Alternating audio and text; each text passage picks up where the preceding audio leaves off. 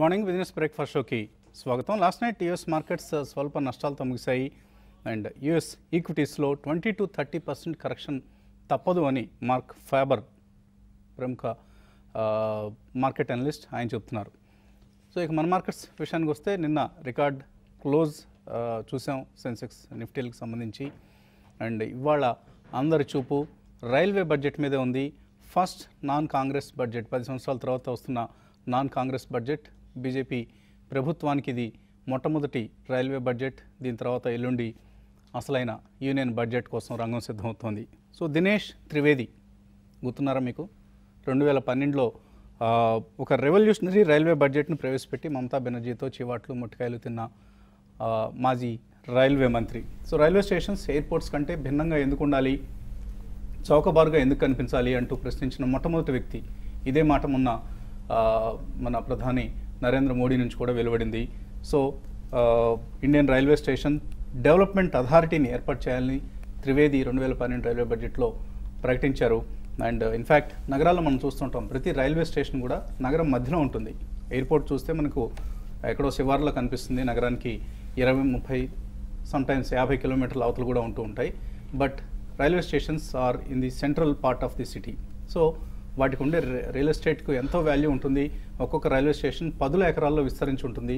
So commercial space వాళ్ళకి చాలా అందుబాటులో ఉంటుంది. దీన్ని మొత్తాన్ని కనుక సద్వినియోగం చేసుకోగలిగితే రైల్వేల కష్టాలన్నీ తీరిపోతాయి. అసలు ప్రయాణికుల ఛార్జీలు కనీసం 50 సంవత్సరాల పాటు పెంచాల్సిన అవసరం ఉండదు. జపాన్లో ఇదే జరుగుతుంటుంది. జపాన్లో 30% ఆఫ్ రైల్వేస్ రెవెన్యూ వాళ్ళకి వాళ్ళ కమర్షియల్ ప్రాపర్టీస్ నుంచి వస్తూ ఉంటాయి, non ticketing non freight charges నుంచి వస్తూ ఉంటాయి. సో ఇటువంటి మోడల్ను మన రైల్వేస్ కూడా అవలంబించాల్సిన అవసరం కనిపిస్తుంది. ఇవాళ రైల్వే బడ్జెట్ సంబంధించి చాలా నెగిటివ్స్ అన్నీ అయిపోయాయి. ఫ్రైట్ ఛార్జెస్ కావచ్చు, ప్యాసింజర్ ఫేర్స్ కావచ్చు, ఆల్రెడీ పెంచేశారు. ఇక పాజిటివ్స్ మిగిలాయి. అంటే grand announcements like dedicated freight corridors పెడతా ఉన్న వాదన కావచ్చు, లేదా 100% ఎఫ్డీఐని అలో చేస్తారన్న. ఎందుకంటే ఇప్పటికే క్యాబినెట్ నోట్ ఇవ్వడం జరిగింది, 100% ఎఫ్డీఐని పర్మిట్ చేయాలంటూ ఒక క్యాబినెట్ నోట్ ప్రిపేర్ అయి ఉంది. సో దీన్ని ఇవాళ బడ్జెట్లో ఎంత మేరకు అమలు చేస్తారన్నది కూడా కొంత ఆసక్తికరం.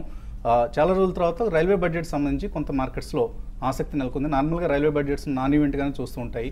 ఏముంటుంది, తూతూ మంత్ర ప్రకటనలు తప్ప అన్న ధోరణి ఉంటుంది. కానీ ఈసారి మాత్రం రైల్వే బడ్జెట్ను మార్కెట్ చాలా ఆశగా ఎదురు చూస్తుంది. ఎందుకంటే ఇప్పటికే మనం చూసాం, టిటాగర్ వ్యాగన్స్ కావచ్చు, Kalindee rail, Texmaco rail, ఇటువంటి స్టాక్స్ అన్నీ కూడా 300 to 500% పెరిగాయి లాస్ట్ ఫ్యూ మంత్స్లో ఆర్ వీక్స్లో కూడా. సో ఒక ఎక్సైట్మెంట్ నెలకొంది రైల్వే స్టాక్స్కి సంబంధించి. అలాగే ఇతర ఇన్ఫ్రాస్ట్రక్చర్ స్టాక్స్లో కూడా రైల్వే బడ్జెట్ మీద పెరిగిన స్టాక్స్ చాలా కనిపిస్తున్నాయి మనకు.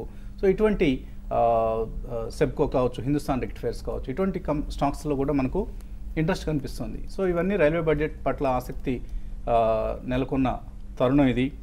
అండ్ 100% ఎఫ్డీఐ అంటూ ఒక అనౌన్స్మెంట్ వస్తే మాత్రం ఇట్స్ డెఫినెట్లీ ఏ రెవల్యూషనరీ అనౌన్స్మెంట్గా చెప్పుకోవచ్చు. ఇక దీని ఫలితంగా రైల్వే స్టేషన్స్ మోడర్నైజ్ అవుతాయి. రైల్వే వ్యాగన్స్, చాలా నెంబర్ ఆఫ్ వ్యాగన్స్ మరింత ఎక్కువగా ప్రొడ్యూస్ చేసే అవకాశం లభిస్తుంది. అలాగే బుల్లెట్ ట్రైన్స్ లాంటి వాటిని మనం సమీప భవిష్యత్తులో చూసే అవకాశం ఉంటుంది. ఇటువంటి రకరకాల ఎక్స్పెక్టేషన్స్ మార్కెట్స్లో ఉన్నాయి. సో మార్కెట్స్ ఎక్స్పెక్టేషన్స్ ఎలా ఉంటే మనకు నెల రోజులు ఆంధ్రప్రదేశ్, తెలంగాణ, మన 2 రాష్ట్రాల విషయానికి వస్తే చంద్రబాబు ప్రభుత్వానికి నెల రోజుల గడువు తీరింది. అంటే ఒక నెల రోజులైంది ఇప్పటికీ చంద్రబాబు ప్రభుత్వాన్ని ఏర్పాటు చేసి ఆయన ప్రమాణ స్వీకారం చేసి పదవి బాధ్యతలు స్వీకరించిన తర్వాత ఈ నెల రోజుల ప్రోగ్రెస్ ఎలా ఉంది ఒకసారి చిన్న కంపారిజన్ చేస్తే మనకు మిగిలిన రాజకీయ అంశాల పట్ల మనకు ఎలాగ ఆసక్తి ఉండదు. కాబట్టి ఓన్లీ బిజినెస్ సినారియో చూస్తే పారిశ్రామిక పెట్టుబడులు ఎలా ఆకర్షించగలుగుతున్నాయి 2 రాష్ట్రాలన్న అంశాన్ని చూస్తే, పరిశ్రమలను ఆకర్షించేందుకు 2 పోటీ పడుతున్నాయి. తెలంగాణ అలాగే ఆంధ్రప్రదేశ్ ప్రభుత్వం 2 కూడా రాయితీలు ఇవ్వటం కావచ్చు, లేదా భూ కేటాయింపులు మేము చేస్తామంటూ 2 పోటీ పడుతున్నాయి. సో హెల్దీ కాంపిటీషన్ ఎప్పుడూ అవసరమే. ఈ 2 రాష్ట్రాల మధ్య కాదు, పక్కన ఉన్న ఏ స్టేట్స్ మధ్య అయినా, భారతదేశంలోని ఏ రాష్ట్రంతో ఏ రాష్ట్రం అయినా పోటీ పడవచ్చు. అయితే ఈ పోటీలో ప్రస్తుతానికి కాస్త అడ్వాంటేజ్ తెలంగాణకే కనిపిస్తుంది. ఎందుకంటే ముఖ్యంగా రాజధాని ఏర్పాటులో ఇంకా ఇప్పటికి కూడా ఒక స్పష్టత లేదు. రాజధాని ఎక్కడ వస్తుందన్న అంశాన్ని ఈ నెల రోజుల్లో తేల్చుకోలేకపోయింది ఆంధ్రప్రదేశ్ ప్రభుత్వం. ఇది కొంత నెగిటివ్గా కనిపిస్తుంది. అలాగే తెలంగాణకు అఫ్కోర్స్ ఇప్పటికే హైదరాబాద్ అనేది ఒక చక్కగా పళ్ళెంలో పెట్టి ఇచ్చిన కానుక కాబట్టి దాన్ని అడ్వాంటేజ్గా చూపించి ఎవరైనా సరే ఒక విమానాశ్రయంలో విమానం దిగిన తర్వాత ఔటర్ రింగ్ రోడ్లో ప్రయాణం చేసిన తర్వాత హైదరాబాద్లోనే తమ ఇన్వెస్ట్మెంట్స్ను కేంద్రీకరించాలన్న ఆలోచన తలంపు కలుగుతుంది. సో అవతల ఆంధ్రప్రదేశ్ ప్రభుత్వం దీన్ని అధిగమించడానికి చాలా హార్డ్ కోర్ నెట్వర్కింగ్ మార్కెటింగ్ చేయాల్సిన పరిస్థితి. సో ఇంకా దీనికి సంబంధించి కొంత తాత్సారం జరుగుతున్నట్లు కనిపిస్తుంది.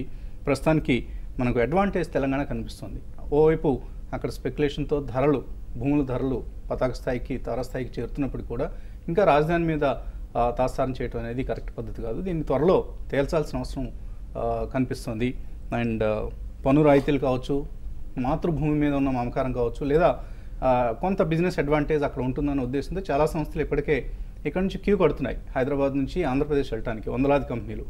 వాళ్ళని రిటైన్ చేసుకోవడానికి తెలంగాణ ప్రభుత్వం ప్రయత్నం చేయాలి. అలాగే కొత్త కంపెనీలను ఆకర్షించేందుకు ఆంధ్రప్రదేశ్ ప్రభుత్వం ప్రయత్నం చేయాలి. సో ఈ రెండింటి మధ్య పోటీలో ఎవరు విన్నర్ అన్నది మనకి మేబీ ఇంకొక 1 to 2 years కనీసం టైం పడుతుంది అసెస్ చేయడానికి. But this is only A preliminary assessment. ఇప్పటికైతే తెలంగాణ ముందడుగు వేస్తుందన్న అంశం మనకు స్పష్టంగా కనిపిస్తుంది.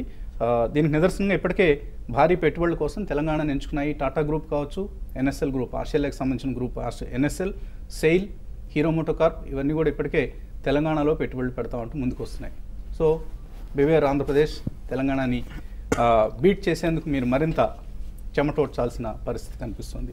ఇక మార్కెట్స్ పరిస్థితి గురించి మనతో మాట్లాడేందుకు అనలిస్ట్ సిద్ధంగా ఉన్నారు. సో బాలగారు, రైల్వే బడ్జెట్ కోసం మార్కెట్స్ చాలా ఆసక్తిగా ఎదురు చూస్తున్న సమయం ఇది. సో ఎటువంటి మూడ్ని మీరు పసిగడుతున్నారు మార్కెట్ సంబంధించి?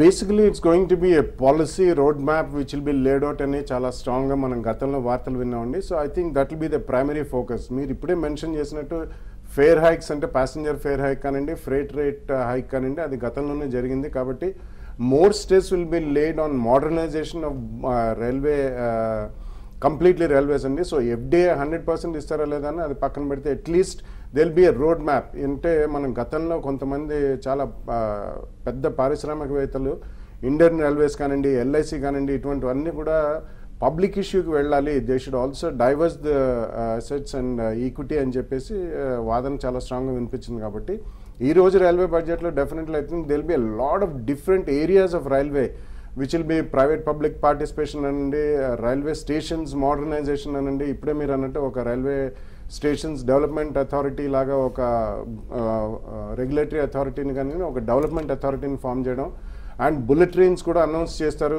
Some corridors or some sectors and freight corridors ఇవన్నీ కూడా అనౌన్స్ చేస్తే, because lot of Korean and Japanese companies and lot of even European companies ఇతరత్ర వేరే వాళ్ళందరూ కూడా చాలా ఇంట్రెస్ట్ చూపించారండి. So basically it's I think cooked up అండి, అండ్ సెంటిమెంట్ పరంగా చాలా హై ఉంది. అందుకని మనం గత 6 monthsలో we have seen almost many railway stocks going at least 2, 3, 5 times also. So ఈ కాంటెక్స్లో I think the road map which will be laid for the next 5 years అంటే this is only the beginning అండి. And I think next 3 to 5 yearsలో there'll be a lot of modernization. Definitely వాళ్ళు అన్న దాంట్లో, వాళ్ళు ఊహాగానాల్లో ఉన్న దాంట్లో అట్లీస్ట్ అబౌట్ 30 to 50% ఒకవేళ వాళ్ళు if they are able to achieve, I think it will be a grand success అండి. And we can see better days in terms of railways. అంటే ఇన్ మై ఒపీనియన్ ఈవెంట్ తర్వాత ఏం చేయాలి? Railway stocks profit book చేసుకోవాలా, hold చేయొచ్చా? I don't think so అండి. ముందు ఏం చేయాలి?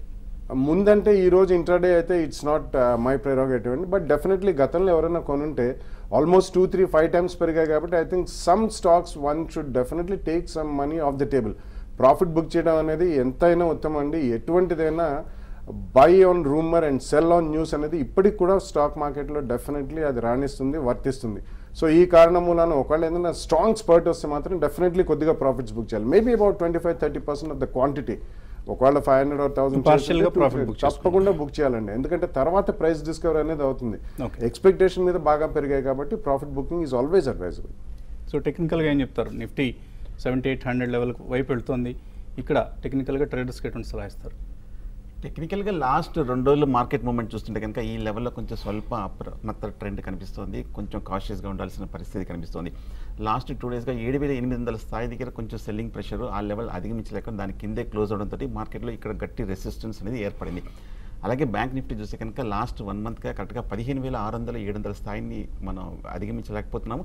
పైగా నిన్న డౌన్వర్డ్ రివర్సల్ బార్ కూడా టెక్నికల్గా కనిపించింది. అంటే కొంచెం ప్రాఫిట్ బుకింగ్ వస్తుంటే కనిపిస్తుంది. ఇవాళ 2వ రోజు కనుక బ్యాంక్ నిఫ్టీ క్యాష్ నిఫ్టీ కనుక 7,800 పైన కనుక స్ట్రాంగ్గా క్లోజ్ అయిందంటే కనుక లాంగ్ పొజిషన్ పెట్టుకోవచ్చు. లేదంటే కనుక నా ఉద్దేశం ఈ లెవెల్లో ప్రాఫిట్ బుకింగ్ చేయొచ్చు. బహుశా నెక్స్ట్ 1 or 2 డేస్లో కరెక్షన్ వచ్చే అవకాశం కనిపిస్తుంది. 7,700 ఈ లాస్ట్ 15 రోజులు మేజర్ టాప్, అది మేజర్ సపోర్ట్. ఇప్పుడు 7,700 పైన ఉన్నంతసేపు మేజర్ ట్రెండ్ పాజిటివ్. ఒకవేళ కనుక 7,700 కూడా బ్రేక్ అయ్యి దాని కింద క్లోజ్ అవుతే మటుకు షార్ట్ టర్మ్ కరెక్షన్ కన్ఫర్మ్ అయినట్టే. 7,700 కింద లాంగ్ పొజిషన్స్ ఉంటే కనుక కట్ చేసేయడం మంచిది. అలాగే ఈ లెవెల్ కూడా ప్రాఫిట్ బుకింగ్ కూడా చేయొచ్చు. అలాగే బ్యాంక్ నిఫ్టీ చూస్తే కనుక 15,300 దగ్గర 15,300 దగ్గర గట్టి సపోర్ట్ ఉంది. ఆ లెవెల్ కనుక ఇవాళ బ్రేక్ అయ్యి దాని కింద క్లోజ్ అవుతే మటుకు నా ఉద్దేశం బ్యాంకింగ్ స్టాక్స్ కూడా ప్రాఫిట్ బుక్ చేసి ఎగ్జిట్ అవ్వచ్చు.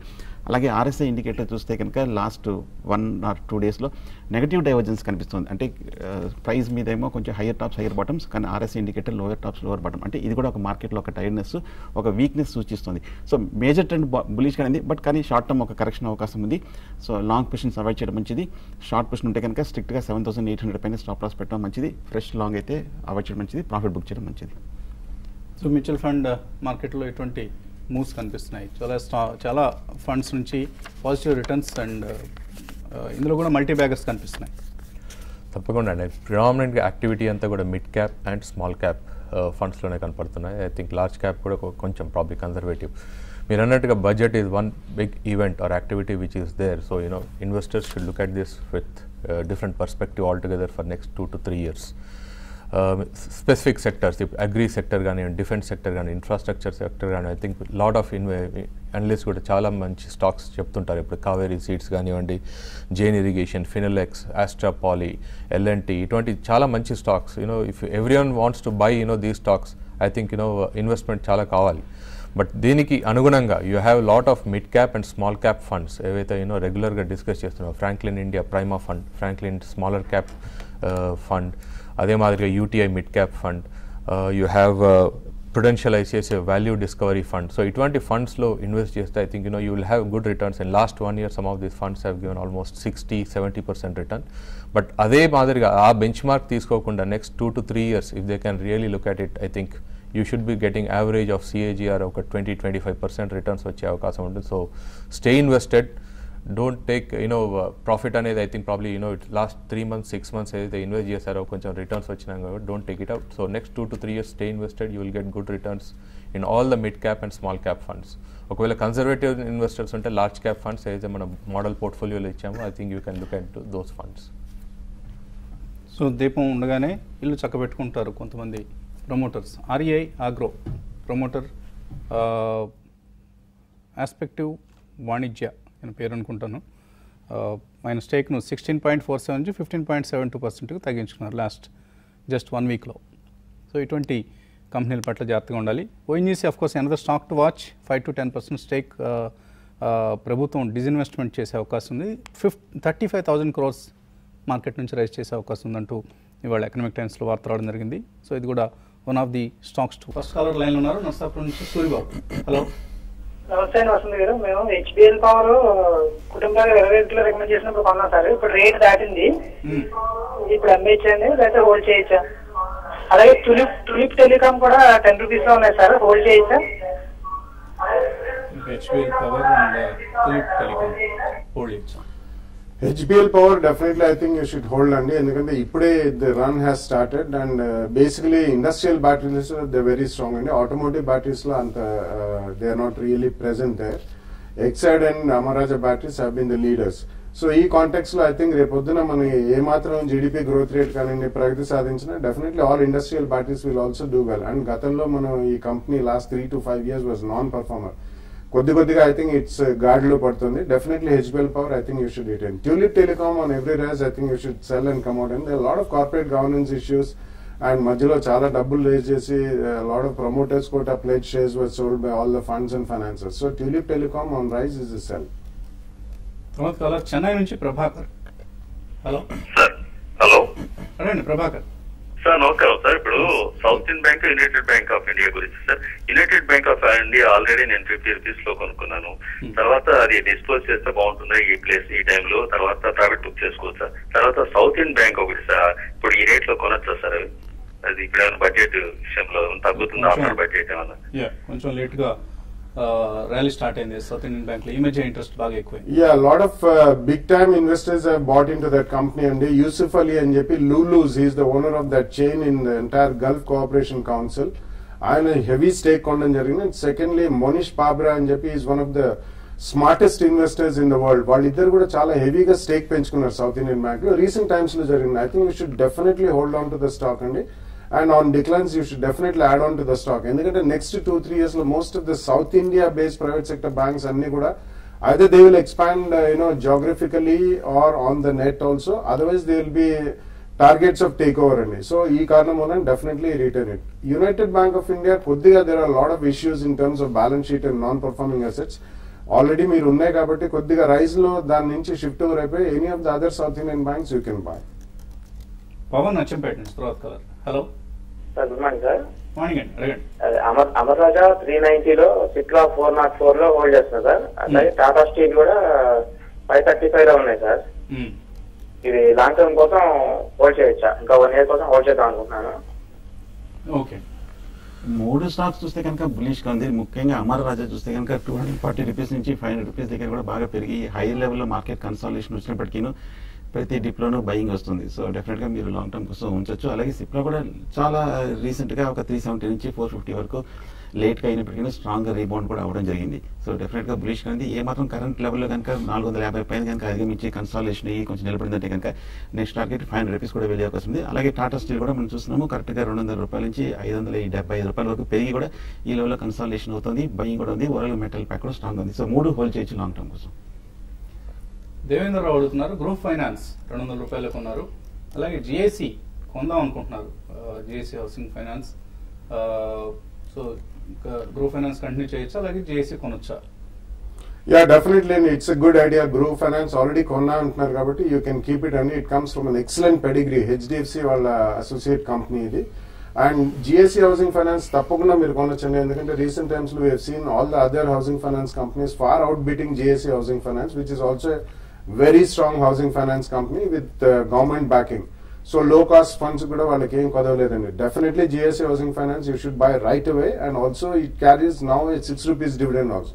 So tappakunda GSA housing finance konandi. In case there is 5-7% decline, you should buy it at the second price point. Texmaco 30% profit ఉన్నారు జగన్నాథ్ నాయుడు. ఇక్కడ ప్రాఫిట్ బుక్ చేసుకోవచ్చా, లేదా మరొక 3 to 6 months వెయిట్ చేయొచ్చా?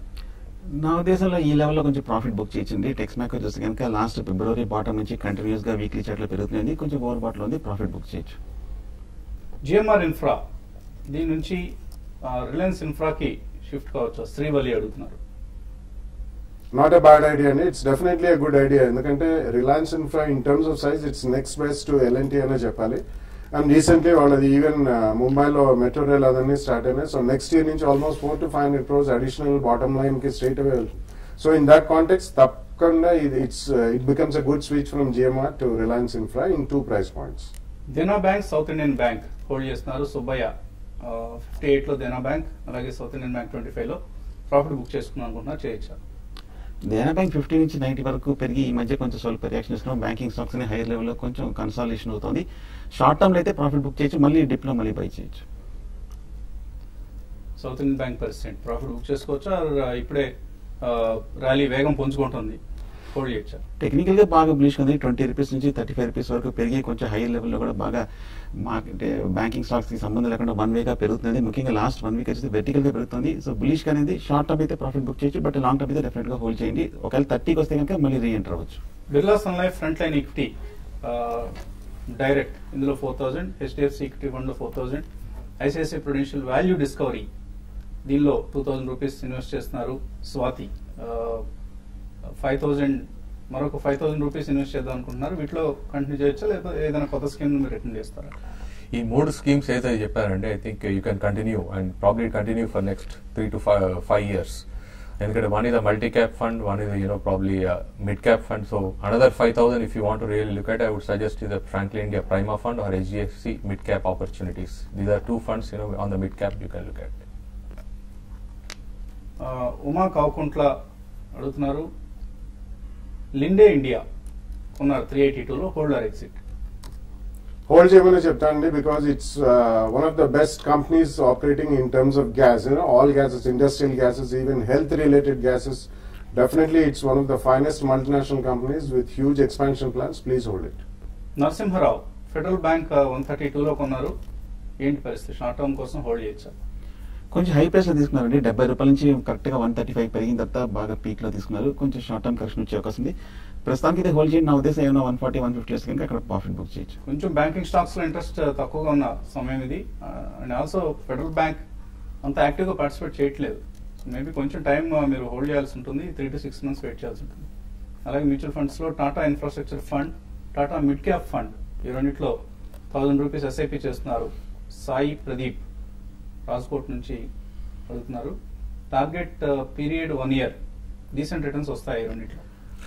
Infrastructure, I would not suggest 1 year, and if you want to really look at it, I think you should look at Tata Pure Equity Fund. But otherwise, 1 year SIP అనేది I would not suggest. If you have to do SIP, at least minimum of 5 years. If you want to have lump sum, చేస్తే decent returns రావచ్చు. Decent returns రావచ్చు. దానికి బదులు lump some 1 year పెట్టుకుంటే better ఉంటుంది. Okay అండి. ఆయన మరొక స్టాక్ గురించి కూడా అడిగారు. జేపీ పవర్ 25 రూపీస్లో, జేపీ ఇన్ఫ్రా 37 ఉన్నాయి. స్టే ఇన్వెస్టెడ్ ఆర్ ఎగ్జిట్ కావచ్చు.